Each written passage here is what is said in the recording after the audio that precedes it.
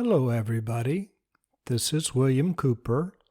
Welcome to Awakening Together, Relaxing into Happiness. You are a beautiful light, and the qualities of your light are love, peace, joy, happiness, well-being. Every good experience and feeling that you've had in this life is in its pure form in your inner essence. That is the quality of your being. But often we don't experience ourselves that way. Today, I'd like to look more deeply at who you are and how to experience who you are very, very profoundly and deeply, viscerally. Let's start by imagining yourself as a bright, bright light, like a light bulb. You actually are that bright light, but let's start by imagining yourself as a very powerful light bulb, where the light is blinding, and the qualities of that light are love, peace, well-being, radiant bliss and joy. That's who you are. Imagine how it would feel for that light to be streaming out of you and affecting everybody and everything around you. Miracles even happen. That's not the goal, but with such clear and beautiful light, everything is affected all around you, intentionally and even unintentionally. Everything is affected by your beauty, by your grace, by your radiance, by your wholeness, by the beauty of your heart, the beauty of your being. If you've ever been around a very powerful guru, that's what the experience is like. They're so clear and radiant that the light that flows out of them is like coming from a bright, bright light bulb, and its qualities are love, are peace, are well-being, and it affects you and everybody around them. Well, your being is equally powerful, equally bright. There's only one. You are the same being as that guru. You are equally powerful. You are emanating a radiant light, love, peace, well-being, joy, and happiness. You don't have to do a thing. That's who you are already. It's happening now. Well, if it's happening now, how come we don't experience ourselves that way? How come the people around us aren't overwhelmed with the bright light that's streaming and radiating out of us, just like they experience when they're around a clear guru? How come this just isn't our experience at all? Well, first of all, I want to say it can be. And in this podcast, we're going to look at how to make that our experience. If you're new to this series of podcasts on awakening, they're most powerful if you start with podcast number 1 and work your way forward, because each podcast is built on the podcasts that precede it, including this one. However, all of them stand on their own, and this podcast will be very powerful all by itself. So yes, continue to listen. But if this podcast is meaningful to you, please consider going back to the beginning and working your way forward. It's more powerful that way. It's as if each podcast is a colored tile that makes up a beautiful mosaic, which is you. So you want to listen to each podcast and experience all the colors in your journey of awakening. In these podcasts, I've attempted to include the hows instead of simply saying you need to accept things or you need to love one another or you need to let troubling things go or release and so on and so forth. Those are absolutely true statements, but what I was always left wondering on my path is, okay, yes, I want to let go, but how? I want to awaken, but how? I want to love, but how? I'd like to experience myself as peace, but how? So in these podcasts, I've attempted to put together those things that I've found most important on my path. If I say anything that doesn't resonate along the way, just disregard it and take what does work for you. Okay, let's get back to the subject at hand. Am I really as radiant as a powerful guru? Is my being naturally as bright and shining as they are? If so, why isn't anybody experiencing that? Why aren't I experiencing that? Well, yes, your radiance is just as powerful as the most powerful guru.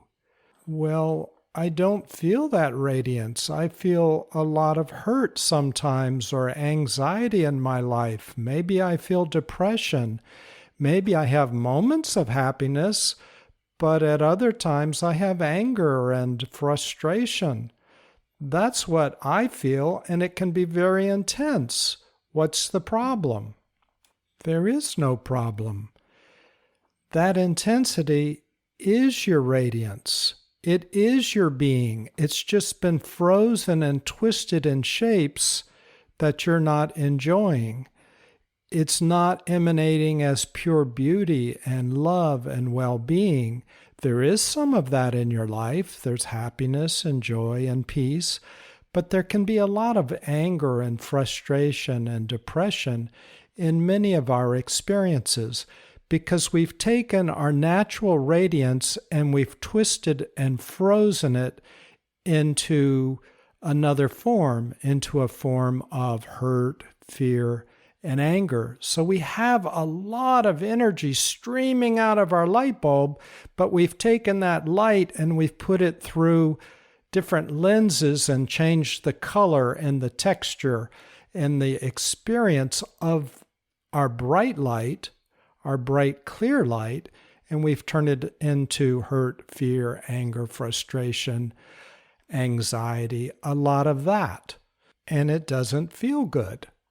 Can we stop that? Can we center ourselves back in our purity and re-experience ourselves as love, peace, and well-being?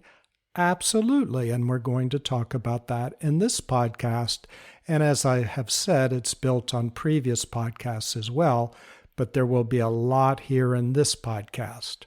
So first, before we talk about how to recenter into our purity, let's look at how we got away from ourselves, so to speak, and how we created a life that doesn't feel as good as we would like. So to start with, let's look at how we create things such as blocks and anxiety and troubles and problems, the things that are eating up our energy and creating problems for us. How do we create these blocks and obstacles that we're experiencing that are covering up our bright light and siphoning off our energy? Well, all there is in creation is consciousness, and consciousness is made of bliss, happiness, and well-being. Let me back up. We experience ourselves when we're clear as, I like to say, a rainbow. On one end of the rainbow, it's beyond creation, and we can only know ourselves on that level through our intuition. It's great emptiness, but it's a very full emptiness. It's explosive, but we can't talk about it in normal terms because it's beyond creation. And words only talk about objects, and objects are created things. So on one end of our rainbow is this potential of everything that exists. That's who we are, the infinite. And as that infinite comes into creation, it comes in as bright light, and as it slows down into sound, the deep sound of Om, and then there's a high-pitched sound. And as that slows down further, you experience yourself as bliss, peace, well-being, happiness. And as that energy slows down, it turns into atoms, which turn into molecules as they slow down, and those molecules come together as objects, dogs, cats, trees, so on and so forth. Well, we, as creative beings, can take this consciousness, this pure consciousness, and we can create objects out of it. We can create very easily. For instance, you can take pure consciousness and you can turn it into a thought.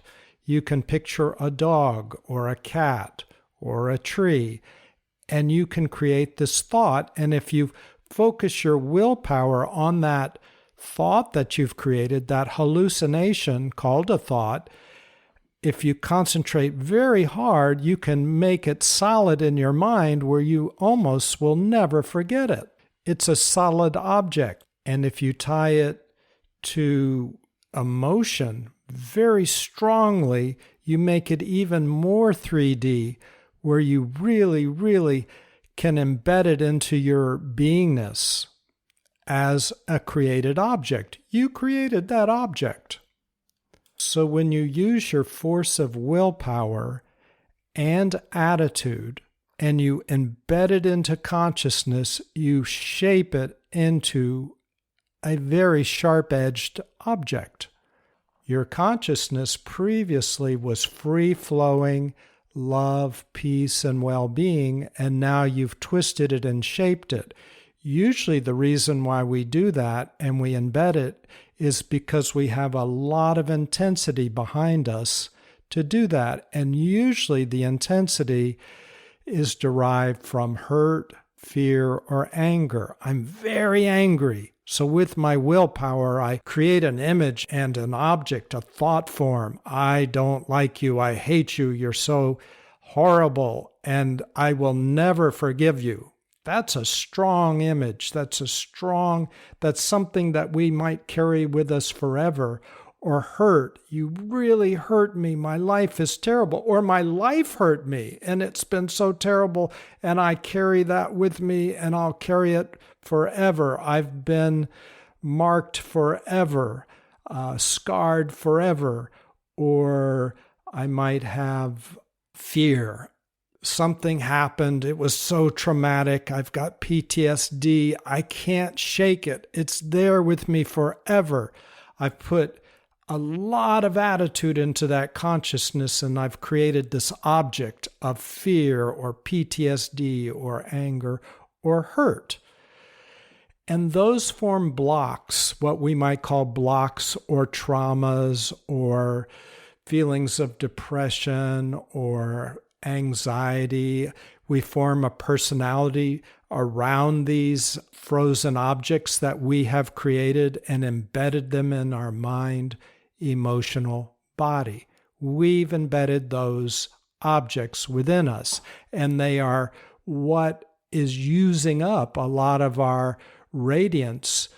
The guru has released a lot of these, and so he's not using up his radiance, he or she, and it is just a beautiful love, peace, and well-being. They emanate beingness, the qualities of being. We take the qualities of being and we twist it into hurt, fear, and anger.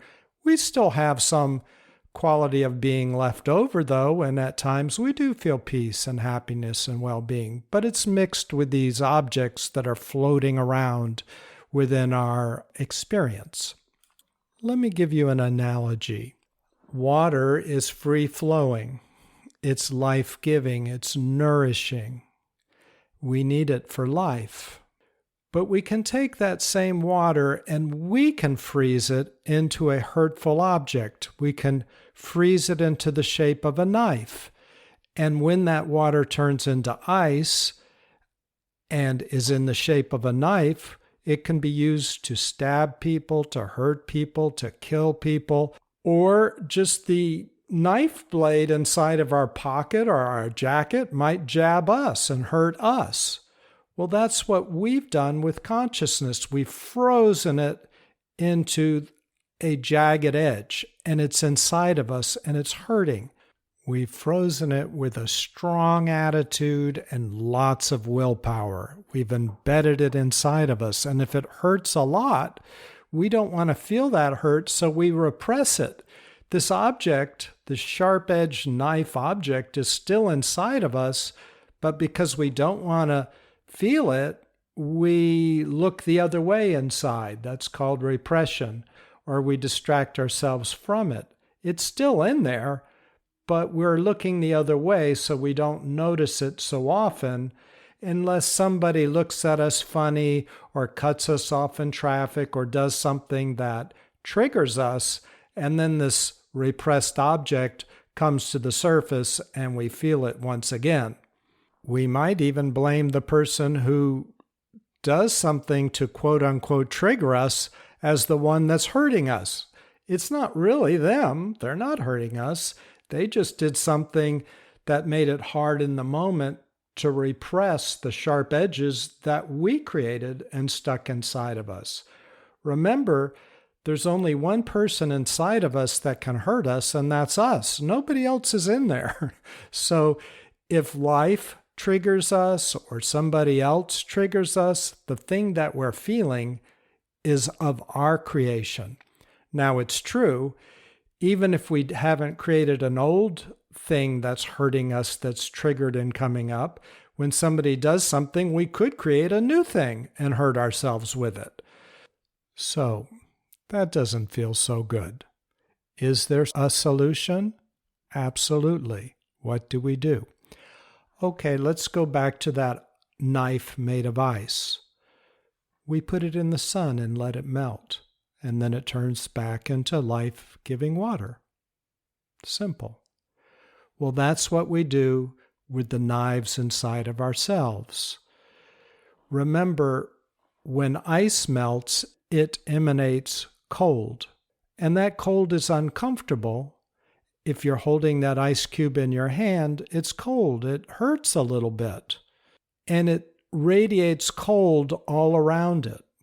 But it does melt into life-giving water. That's the process. It emanates cold, it releases cold, and then it turns back into water. The ice falls apart and melts into free-flowing water. Same with these emotional objects that we've hidden inside of ourselves. Our thought, emotional objects that are sharp-edged, made of hurt, fear, anger, anxiety, etc., etc. When we don't get involved in them, when we don't refreeze them, and we put them out in the light, they melt. They don't emanate cold, but they emanate the attitude that hasn't been embedded within them to hold them into a certain shape. Maybe it's the attitude of anger. Maybe it's the attitude of anxiety or frustration or hurt or depression or so many things. Whatever it's made of, that's what it releases as it melts back into free-flowing consciousness. Once in a free flow as being, now your light emanates peace, love, and well-being, because all of the attitude has been released from the consciousness. Just like the coldness is released from the ice and turns back into water, the attitude has now been released from this form that you created from consciousness, and it turns back into free-flowing light and wellness and well-being. The good news with melting a knife made of ice is now it becomes life-giving water. The difficult part is if you don't like cold, you have to feel cold as it melts, and that's uncomfortable. The good thing about our attitudes melting, the objects inside of our body that have sharp edges, depression, anxiety, hurt, fear, unforgiveness, so on and so forth, the good news about the melting is our energy becomes clearer and clearer, stronger and stronger, and more unified. We become that bright light bulb without us being crusted over with ice cubes and objects that we've formed that are unhealthy. That's the good news. The bad news is the way that we froze these things is we put so much attitude within our consciousness to freeze them that's the equivalent of the cold coming out of the ice. We're releasing the attitude that we put into our consciousness. So when we put in a lot of anger to make an object to embed within us, when it melts, it releases a lot of anger. When we put a lot of anxiety within our consciousness, when it melts, it releases the anxiety. When we put a lot of hurt, it releases the hurt. So it hurts. Or we feel anxious as the anxiety pours out in the melting, or we feel anger or frustration. It feels troubling. Have you ever felt triggered and then suddenly you feel very angry? Well, that's the anger releasing. Often, though, the problem is because we don't want to feel uncomfortable, we refreeze what's trying to release so that we don't have to feel it, so that we can repress it again. Now, those sharp edges are inside of us and they're jabbing us. They can't be doing us much good. Maybe we're feeling depressed and we don't know why, or we're feeling anxious, or we're feeling so many different things because we've embedded so many ice cubes within us that they're piling up and they're hurting us underneath the surface. So they're not doing us much good, but we don't really want to feel what we've done. We don't want to feel the anger releasing. We don't want to feel the anxiety. So we try to refreeze them. How do we refreeze them? Well, if we do anything except for let them release their cold, release their anxiety, release their anger, if we do anything except to let them exude what they're made of, they can't fall apart and they refreeze. They stay in ice cube form. So what are some of the ways that we refreeze what's trying to release? Life is trying to help us. It triggers us. It's trying to let the stuff come out. But as soon as it comes out, we don't want to think about it. Oh, I don't want to talk about it. I want to refreeze it. We don't consciously think that, but that's what we're doing. What are other ways to refreeze it? Well, instead of letting it emanate the energy that it's wanting to release, we get involved with the thought form. Yes, that person is terrible. They did something bad to me. I'm so angry about it. I hate them. I will never forgive them. Therefore, we've not only kept the original frozen object intact, maybe we've added a little ice to it.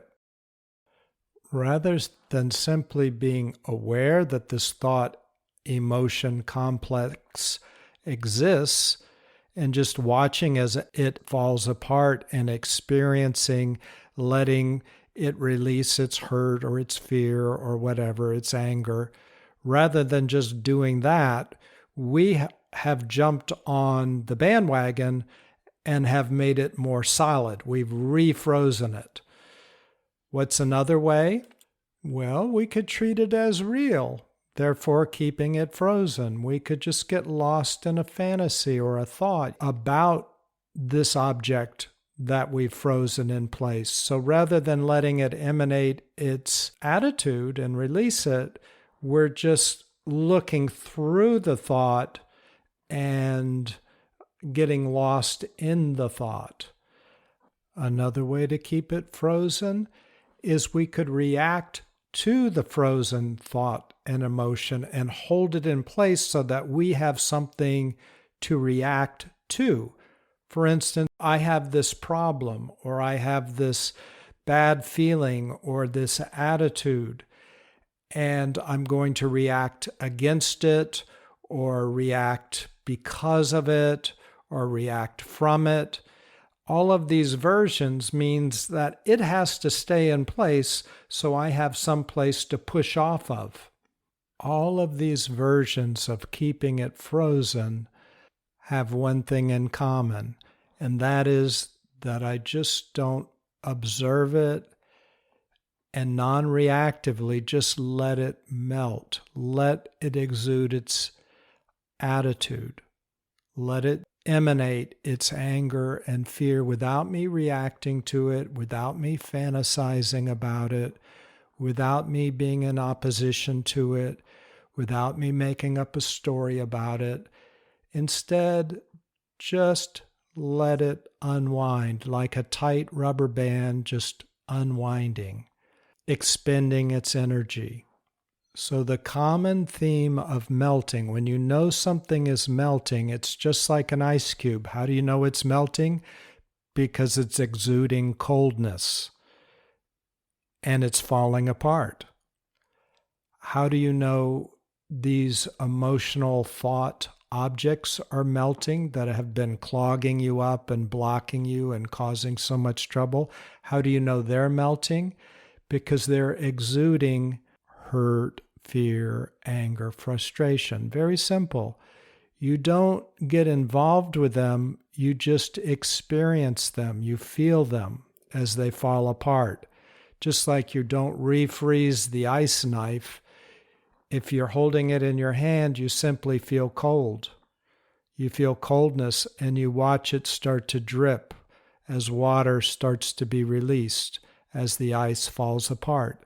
Same with the emotional objects that you form that are melting out of you.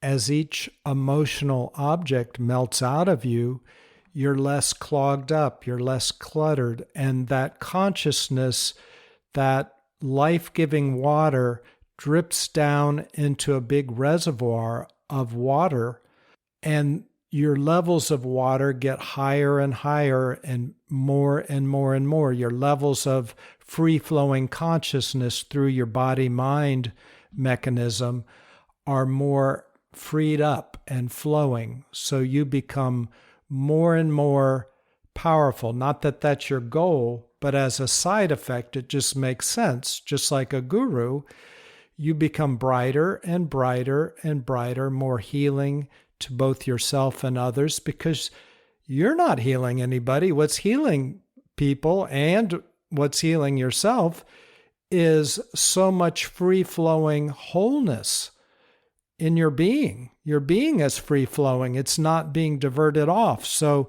when you experience that much love and that much peace and that much well-being, you feel better, and those around you feel better. So just like to melt ice, we put it outside in the sun and it melts. How do we melt these emotional thought forms? Well, we put them out in the sun of our awareness and they melt. Let me give you some examples. And we've talked about these examples quite a bit in previous podcasts, but I'll review them now. The common theme of all these examples is we're no longer repressing these emotional thought forms because they hurt. Instead, we're just letting them come to the surface, and to the degree that we're able, we're just experiencing them. We're letting them melt, and we're feeling them emanate their hurt, fear, and anger. So the first method is, just as you do in meditation and you can do in life itself, you sit still. And because you're sitting still in meditation, it's hard to repress things. You can't run to the refrigerator suddenly and eat a pie or call somebody or watch TV because you're getting antsy. Instead, you're sitting there. What can you do? And because you're simply sitting there, eventually the repressed stuff starts to come up. And as it comes up, rather than refreeze it, push it away and refreeze it, instead, you simply watch it. You're aware of it. So what can it do, this object? It's now sitting out in the open, and just like an ice cube, it begins to melt. In meditation, another reason you sit still is because you want it to emanate and release its anxiety, hurt, or fear, and you don't want to run away from it. Or, as we previously stated, you don't want to distract yourself as a way to run away from it and eat a pie instead. So you just simply observe it, you experience it, and it's like a rubber band that's wound so tightly, tight, and then you let one end go and it starts to spin and release its energy. And as it does, you feel that energy that it's releasing, which is all the attitude that you've stuck in there, the hurt, fear, and anger, whatever it happens to be, it releases that, and you let it. It unwinds. Now, as it goes through the process of releasing, and unwinding, at some point it becomes loose and limp or pretty close to it. When it becomes loose and limp or pretty close to it, the second thing that can be very helpful is let it look around and let it receive the goodness that's all around it now. That is you or your environment. For instance, when you put a lot of anger into consciousness and turned it into a grudge, or let's say you put hurt into something and turned it into unforgiveness or something like that, that was a lot of duress and stress. Bad things were going on. And that part of you now that's coming up and releasing all of this, it, in a sense, can be trapped into time. Embedded in it not only is the emotion that you put into it, but it's also the time frame. And it can feel that it's very young. It can feel like it's in the past. It might not realize all that you've gone through to get to where you are today. So as it's spinning, releasing its coldness, releasing its hurt, releasing its fear, and it's released a good bit of it, let it look around and ask it the question, is it better to be here today with me or back in the trauma when it was happening, back when you were being abused or hurt or whatever was going on? Which is better? And let that part that's now starting to reintegrate with you, starting to come up, let it take a breath, look around, and let it answer. Well, it's better to be here. This is safer here. This is quiet here. This is full of well-being here. This is full of nourishment. It's better to be here than being with my abuser, being traumatized. So that being the case, ask it to just soak up the goodness that's here today. And if it's hardly able to soak up much because it's been in a posture of tightness and closed off frozenness, just say, well, how about soaking up one drop? Just soak up one drop of goodness. Every drop that it can soak in, even one drop, will help it relax some and help it release and help it unwind and help it melt more quickly back into consciousness. It's like when you get a massage and at first your muscles hurt and ow, that hurts, it hurts, but then there's a release and you begin to soak up relaxation and that tension disappears forever.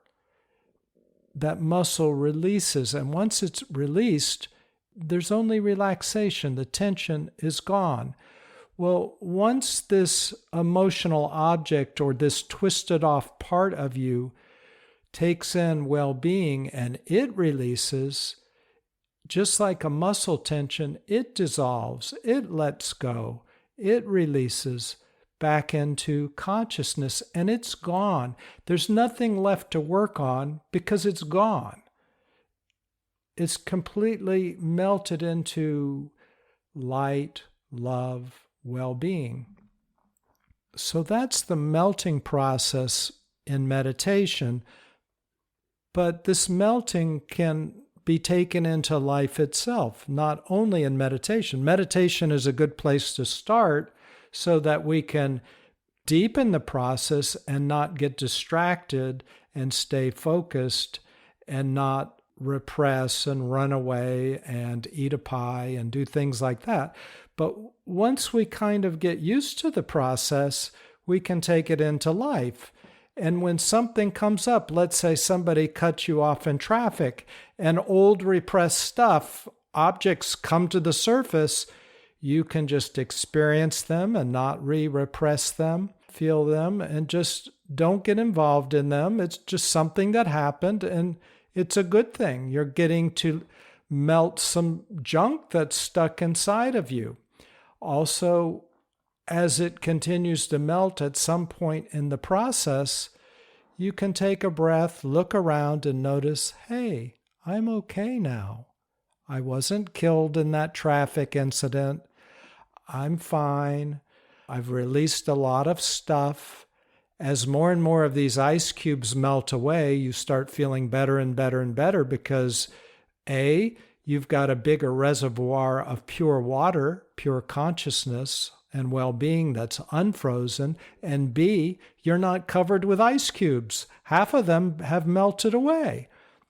So you have more and more openings to feel the beauty of your true self. And there's a second thing that can happen in real life. Let's go back to the traffic situation. Somebody cuts you off in traffic. Let's say you don't have any repressed things that are related to this traffic incident. You're just not triggered, but it was somebody driving very poorly and they endangered you, and you felt natural fear or anger rise up very quickly that was there to protect you. There is healthy fear and anger, and it jumps up to protect you. Rather than jumping onto the bandwagon and now freezing that into an object and sticking it into your body, you just feel it and let it process and let it release and go. Just let it dissipate and go. If you try to push any of this, if you try to manhandle it or manipulate it, if you try to solve it through willpower or problem solving, you freeze it. Because remember, when you put willpower into consciousness with attitude, it freezes it. So you simply want to observe it, experience it. When repressed stuff comes up, by the way, you don't want to put a lot of willpower trying to manipulate it or solve it, although there is a place for that at times. But on the level that we're talking about, you just want to let it emanate its energy and dissolve. What I meant when I said there's a place and time for that is, as you may remember in prior podcasts, I've said that we're multi-level beings and we experience reality on so many different levels. Well, on some of those levels, it is good to problem solve. And on some levels, it is good to sort things out or use willpower or use rationality and use different processes to untangle the knots. What we're talking here is deep frozen things that are emerging and just letting them melt. So in life, when that person cuts you off in traffic, if no repressed things come up, yet there's still a lot of energy, let it dissipate, let it discharge, and that way it doesn't go into your body, doesn't turn into PTSD, doesn't turn into a repressed object for you to release later. Instead, it just melts in real time and dissipates. So life itself can sense where you have repressed items and trigger you for you to feel them, Or if life happens and you get into a situation that formerly would have caused you distress and you may have reacted and then embedded things inside of you and repressed them. Instead, you just deal with them. You respond to them the best you can in real time. And any emotions that come up, you let them flow through your body instead of getting stuck in your body and frozen. Let them flow. And yes, at the time, they will be uncomfortable as they flow through. Anytime you feel anger or hurt or fear, it doesn't feel good usually. So in real time, you'll feel that, but let it continue to flow and move through your body and dissipate. And you'll find that it dissipates and you return back to your baseline, which is the beauty and light of your being. And the qualities of your being are peace, love, joy, and happiness. This is who you are. Let everything that's not that melt out of your system. There's a very easy test that I like to use. My being is love, light, well-being, and everything beyond that from which it flows. But in my body, that's what I feel: happiness, joy, well-being. Anytime that I don't feel those qualities, that's not who I am, and that's a frozen attitude that I have either frozen and repressed within me previously, or I'm experiencing now, and I let it go. So if I feel any tension, I let it come to the surface and let it exude its energy on its own time and let it unfold. This is not something you push. If you push it, you'll freeze it. Oh, I want to get this out. I want to feel so good right now. Let me work hard. No, that'll freeze it. It releases in its own time. So I let it come to the surface and release its tension.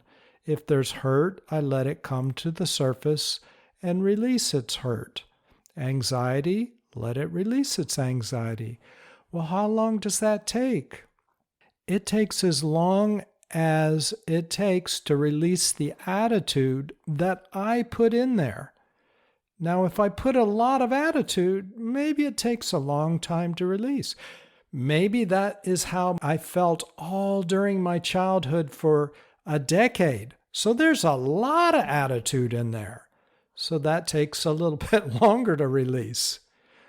Well, what if this stuff is overwhelming? What if there's just too much? What if I'm weighed down by layers and layers of ice and icebergs and I can't even see the surface? I'm so buried underneath these ice cubes. It's very important to move slowly. It sounds counterintuitive. Oh, I'm so covered up, I want to move quickly. No.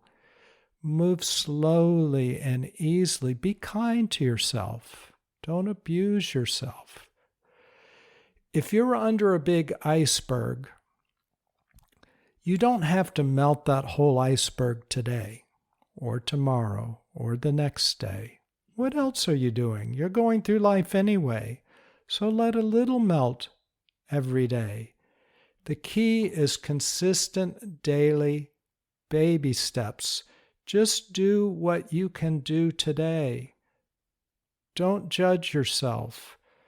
For one thing, when you judge yourself, that's an attitude. You're putting attitude into consciousness, and now you've got judgment within yourself. Don't judge yourself. Just be kind. Take your time. Let some drops melt out, and then stop. What if you're feeling a lot of discomfort, a lot of hurt, a lot of fear, or a lot of depression? Well, as I mentioned before, there are lots of ways to work with this. None of these podcasts are psychotherapy. You can find a psychotherapist and really put attention there if you'd like. Sometimes it's nice to have the extra support, and you can blend it with the spiritual depth that we talk about in these podcasts. Also, in various previous podcasts in this series, we discuss a lot of ways to handle different difficulties.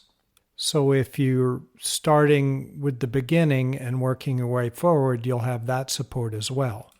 Also, so much gets stuck in the physical body. That's the slowest moving part of our human existence, and we put so much within our body. So yoga can be very powerful. Some like Qigong, some like Yogananda's energization exercises. We've talked about most of all these in prior podcasts. Perhaps you're already acquainted with it, but that's another way to start things moving and flowing. Things come to the surface, and you feel them. I like to do yoga slowly so that I can feel what comes up and let it release from my body. My experience is if I do quick yoga, power yoga, that's good for exercise, it's good for strength, it's good for flexibility perhaps, but it becomes more of a doing, more of an efforting, and I can't let these attitudes exude themselves, release as profoundly as I can if I do a yin yoga or a restorative yoga or a beginner's vinyasa flow perhaps, or Yogananda's energization exercises. If you really just need to take a break from the intensity of this practice, you can always just stop and find something restorative or a change of pace or a place to take a rest, a break. Nature is a good place to restore yourself, and it's a good place to sit quietly while you release, or it's a good place to stop releasing for a while and just be recharged by nature. Sometimes guided meditations for relaxation are a good place to release stress and let your nervous system rest. So find ways at times to stop, watch a movie, talk to a friend. A lot of these are not black and white. Maybe you're releasing a little bit, but sometimes you just have to stop and take a break. So baby steps, be easy on yourself. Okay, that's a lot. I hope you found this podcast helpful. And I look forward to talking to you next time. Take care. Bye. Hello, this is William. I trust you enjoyed this podcast. How would I listen to them? Since each podcast is built on the podcasts that stand before them, I would start with number 1 and work my way forward. If you enjoyed this podcast, please consider sharing it with a friend. Thanks so much. Bye.